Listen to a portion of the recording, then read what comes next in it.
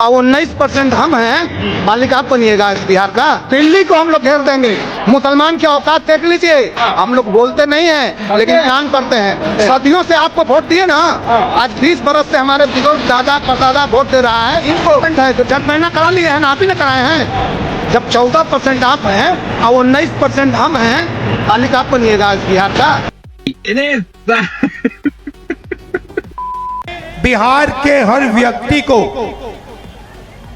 व्यक्ति को बता दिया है, समझा दिया है कि बिहार में वोट चोरी करने की कोशिश हो रही है। और अब बच्चा बिहार का बच्चा वोट चोरी नहीं होने देगा। आप वोट चोरी होने दोगे? आप खड़े हो जाओगे? आप नरेंद्र मोदी अमित शाह को वोट चोरी करने दोगे? सवाल नहीं उठता, क्योंकि क्रांति बिहार में शुरू होती है। ये अब बिहार से पूरे देश में फैलेगा। आप देखना, चंपारण में आपने रास्ता दिखाया था, अब आप देश को यहां से दिखाओगे राजनीति कैसे होती है, वोट चोरी कैसे बंद होती है। बिहार दिखाएगा, बिहार के युवा दिखाएंगे नरेंद्र मोदी को। ये एक तपस्वी का जीवन जी रहे हैं कि बहुत ही बेसिक सा वॉशरूम भी मैं देख रही हूँ कि इसमें कोई खास फैसिलिटी नहीं है। सिर्फ आप ये देखिए कि बिल्कुल बहुत ही बेसिक उन स्तर के लोगों के लिए जिनको वाकई बहुत ज्यादा। साजिश ये है कि बिहार में SIR करके नए वोटरों को छोड़कर, वोटरों को काट कर ये बिहार का चुनाव चोरी करें।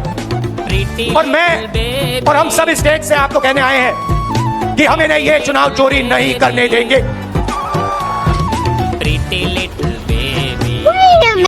यहाँ मूर्ति लगी है ना, ये हमें कभी मंजूर नहीं, हम मर जाएंगे, हम मिट जाएंगे, लेकिन ये यहाँ होने नहीं देंगे। हम अपना खून यहाँ बिछा देंगे, लेकिन ये नाइंसाफी नहीं, अपने इस्लाम के साथ नाइंसाफी नहीं होने देंगे। ये हमारे इस्लाम का मामला है, इस्लाम का मामला है, इस्लाम के साथ खिलवाड़ नहीं होना चाहिए। अभी बदत है भाई, अभी बदत है। कुंभ में सर जिस तरह से भीड़ बढ़ रही है, अरे सब कुंभ का क्या कोई मतलब है? फालतू है कुंभ।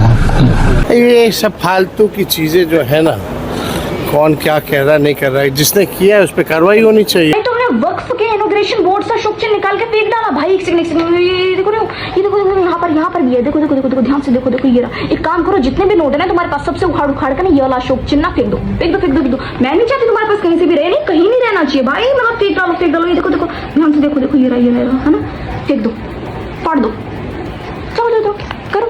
ये काम आसान ऐसे है कि आप एक जानकार व्यक्ति को बगल में बिठा लें और 700, 750, 800 एक बूथ पे वोटर हैं, तो उसको जो घर लोगों को पहचानते हैं। पटना जैसे शहर में, मुजफ्फरपुर में, पूर्णिया में दिक्कत हो सकती है, लेकिन ग्रामीण इलाकों में कोई दिक्कत नहीं है। लेकिन क्योंकि हर घर के व्यक्ति को हर कोई जानता है, तो आप पहले जो है उसका परीक्षण कर लें। फिर आपको मार्किंग जब हो जाए कि किन किन लोगों का नाम गलत तरीके से कट गया है या 2 बार जुड़ गया है, उनके घर पे जाकर के जो है आप उसको क्रॉस चेक कर लें। फिर जो है उसका ऑब्जेक्शन जो है आप BLO को दे दें। ये बहुत आसान काम है और मैं आपकी बात से सहमत हूँ कि जमीनी तौर पर, बुनियादी तौर पर यही करने की जरूरत थी।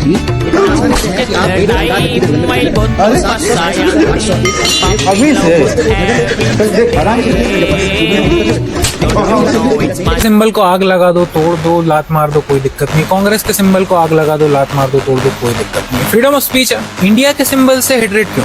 मैं तो हेटरेट फैला रहा हूँ, फेक न्यूज होगी। वीडियो देखो, सिंबल को ऑन कैमरा तोड़ रहा है और हम लोग कुछ नहीं कर पा रहे हैं। अपीसमेंट में इतने अंधे मत हो यार कि भूल जाओ अशोक चिन्ह बीजेपी या कांग्रेस का सिंबल नहीं है, इंडिया का सिंबल है। कितने लोग होंगे? 150, राइट? अब इनके परिवार में एटलीस्ट 400 लोग होंगे। उन 400 लोगों का परिवार कितना बड़ा होगा? जब सांप पनप जाता है ना, तो उसके दांत तोड़ने से कुछ नहीं होता, क्योंकि वो बच्चों को जन्म देगा तो उसके बच्चे जहरीले निकलेंगे। मारना पड़ता है सांप। संविधान को लेकर घूमने वाला लिब्रांडू कहाँ मर गया जब श्रीनगर में अशोक स्तंभ तोड़ दिया गया? अब संविधान खतरे में नहीं है। मैं मोदी जी से बस यही कहना चाहती हूँ कि जिसने ये हिम्मत करी है, उनके घरों के ऊपर बुलडोजर चलाया जाए। जिस दरगाह में किया गया है, उस दरगाह के ऊपर भी बुलडोजर चलाया जाए। सोनिया गांधी जी जब तक PM नहीं बनेंगी तब तक मैं विवाह नहीं करूंगा। यह घोषणा मुजफ्फरपुर के महारैली में। अब 7 जन्म तक ये न वो सोनिया PM बनेगी, न ये। की लाइफ का हीरो कौन? मेरी लाइफ का हीरो, सच बोलो, सच एकदम सच।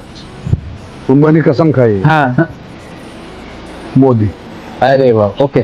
लोग बोलेंगे पॉलिटिक्स भी, मैं किसी पॉलिटिक्स में नहीं। किसी पार्टी में नहीं हूँ, लेकिन जो मेरा दिल बोलता है वो मैं बोल रहा हूँ कि इस इंसान ने अपना जीवन इस देश को दिया है।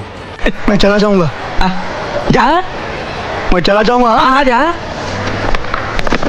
मैं सचमुच चला जाऊंगा। चल चल चल चल चल। डाउन टू अर्थ बंदा, डाउन टू अर्थ। आज हिमाचल प्रदेश घाटे में है। 70,000 करोड़ का कर्ज है। प्रदेश के 20 निगम और बोर्ड घाटे में हैं। कर्मचारियों को दिवाली का डीए नहीं मिला। एचआरटीसी के कर्मचारियों को अभी तक इस महीने का वेतन नहीं मिला था।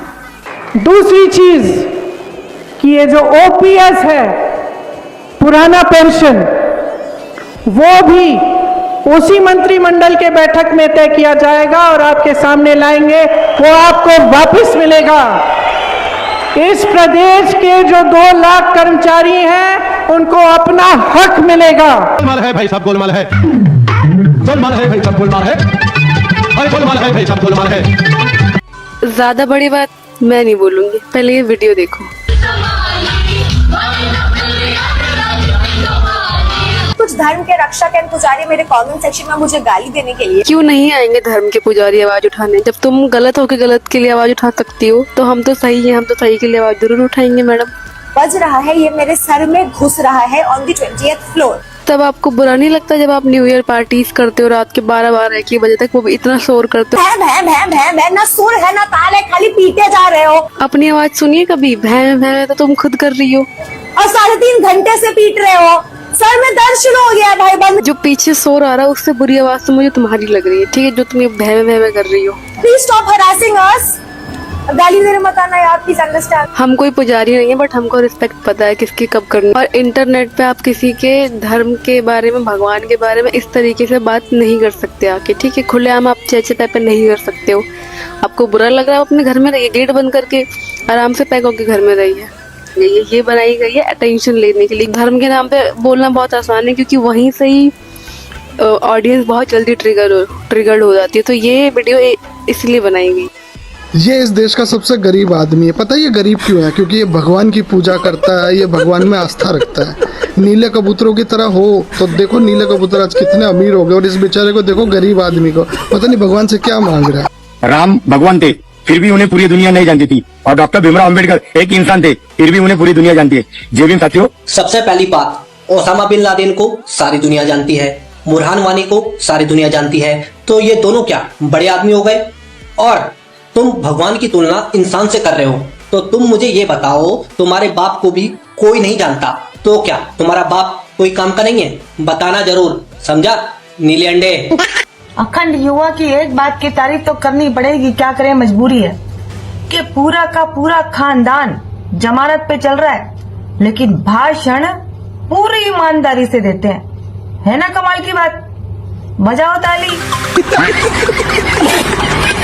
अंशु जी, कहीं ऐसा तो नहीं है कि लोकसभा में सीटें गिर गई इसलिए जीएसटी के स्लैब्स भी गिर गए?